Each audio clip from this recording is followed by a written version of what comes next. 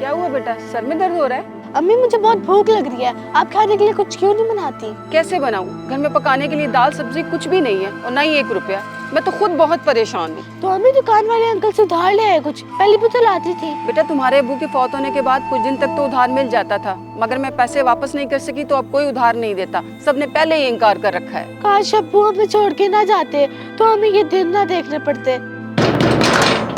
दूध वाला भैया, बेटा दूध ले लो। शुक्र है अम्मी दूध वाला आ गया, अब मैं दूध पी लूंगी। कोई जरूरत नहीं, पहले ही उसके बहुत पैसे देने हैं, काफी कर्ज चढ़ चुका है, अब मजीद और नहीं। छोड़े अम्मी इन बातों को।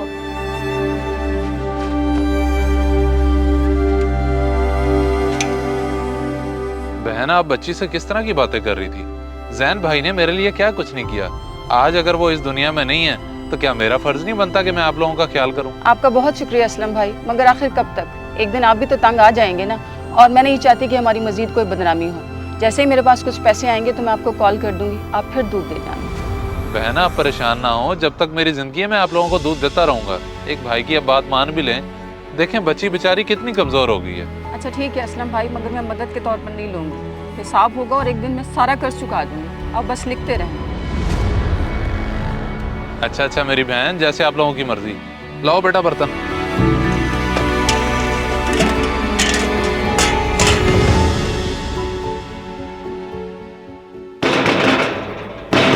दूध वाला भैया, लाएं भाई, दे मेरे पैसे, आज आपका वादा था। कौन से पैसे? लोगों को तो मुफ्त में दूध दिए पड़ा है, मेरे क्या थोड़े से पैसे रह गए? तूने तो जीना हराम ही कर दिया। ओ भाई क्या मतलब, अब मैं अपने पैसे भी ना लेने आऊं? और किसको मैं मुफ्त दूध देता फिर रहा हूँ? सब जानता हूँ मैं, जो तूने मेरी हमसाई रज़ा के साथ चक्कर चला रखा है ना, उसके शोर को फोत हुए अरसा ही कितना हुआ जो तूने रंग दिखाना शुरू कर दिया। वैसे बड़ी शर्मिंदगी की बात है। ओ भाई शर्म करो, वो मेरी बहनों की तरह है।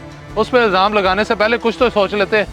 उस बेचारी को तो इल्म में नहीं होगा कि लोग उसके बारे में इस तरह की गंदी सोच रखते हैं। और ज्यादा सफाइयाँ देने की जरूरत नहीं है, ना मैं अंधा हूँ ना ही लोग। बहन भाई सिर्फ सगे होते हैं, और मुझे 2 मिनट भी नहीं लगेंगे तुम दोनों की असलियत मोहल्ले में बताते हुए। क्यों तुम एक शरीफ औरत की बदनामी करना चाहते हो? आखिर उसने तुम्हारा बिगाड़ा ही किया जो तुम उसके पीछे हाथ धो के पड़ गए हो। एक तो उस बेचारी का कमाने वाला कोई नहीं है, अगर किसी को ये बातें पता चल गई तो क़यामत बर्पा हो जाएगी। तुझे बड़ी फिक्र हो रही है उसकी। चलो मैं अपना मुंह बंद रखूंगा, लेकिन मेरी एक शर्त है, जो मैंने तेरे पैसे देने हैं ना वो मैं नहीं दूंगा। बोल। तुम वैसे ना बहुत गलत कर रहे हो, लेकिन चलो कोई बात नहीं, मैं एक नेक औरत की इज्जत बचाने की खातिर ये भी कर लूंगा।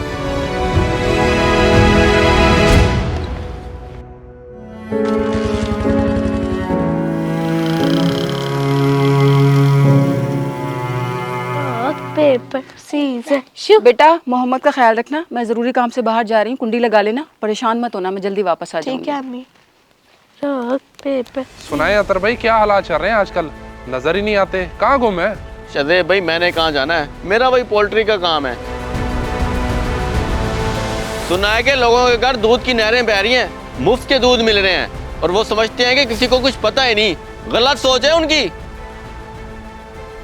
ओ ये क्या आते आते वापस मुड़ गई है? और तू क्या कहना चाहता है? मुझे कुछ समझ नहीं आ रही। मैं जो कहना चाह रहा हूँ वो तुझे समझ नहीं आएगी। समझने वाले समझ भी गए और चले भी गए।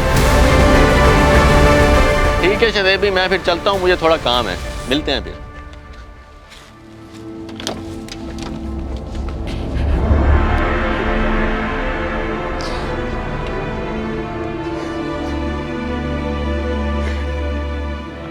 अम्मी, अम्मी आप रो क्यों रही हैं? किसी ने आपको कुछ कहा है?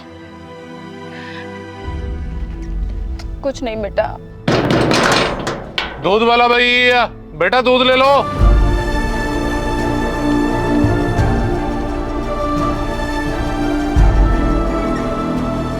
ये देखो मेरे हाथ जोड़े हैं, तुम चले जाओ यहाँ से। तुमने तो मोहल्ले में मेरी इज्जत का जनाजा निकलवा दिया है।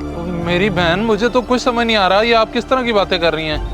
मुझे बताएं, मुझसे कोई गलती हो गया क्या? गलती तो मुझसे हुई कि इन हालात की वजह से मजबूर होकर मैंने तुम्हारी हमदर्दी को कबूल कर लिया। और तुमने क्या किया? तुमने मोहल्ले वालों को जाकर ये बताया कि तुम हमें मुफ्त में दूध देते हो। अब मोहल्ले के कुछ गंदी जहनियत के लोग मुझ पर कीचड़ उछाल रहे हैं। मौत आ जाए मुझे बहन अगर मैंने इस तरह की घटिया हरकत की हो, लेकिन मैं समझ गया हूँ कि ये किसकी हरकत है। अब मैं उसे छोड़ूंगा नहीं।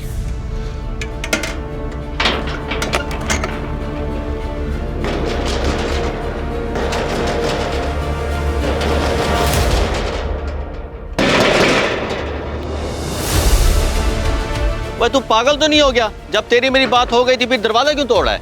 दिल तो करता है तेरा मुंह तोड़ दूं बेशरम आदमी, जो तूने बेवा पे कीचड़ उछाला है। खुदा तुझे कभी माफ नहीं करेगा। नहीं ऐसी तो कोई बात नहीं है, मैंने तो किसी पे कीचड़ नहीं उछाली। बकवास बंद कर घटिया इंसान। तुम जैसे लोग मजबूरी का नाजायज फायदा उठाते हो, ना खुद किसी की मदद करते हो ना दूसरे को करने देते हो। जरा सा सोच के देख, अगर उसकी जगह तेरी बहन होती तो तेरे पे क्या गुजरती। मुझसे बहुत बड़ी गलती हो गई, मुझे माफ़ कर दें। बस शरारत में मैंने उस पर टोंट मार दिया। मुझे अपनी गलती का एहसास हो गया है। अब तुझे एहसास हो रहा है किसी की दिल आजारी करके। अब तो तुझे अल्लाह भी माफ नहीं करेगा जब तक तू उससे माफी नहीं मांग लेता, और वो तुझे माफ नहीं कर देती।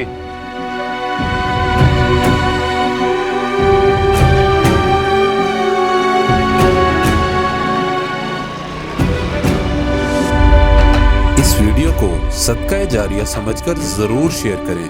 हो सकता है आपका एक शेयर किसी की जिंदगी बदल दे।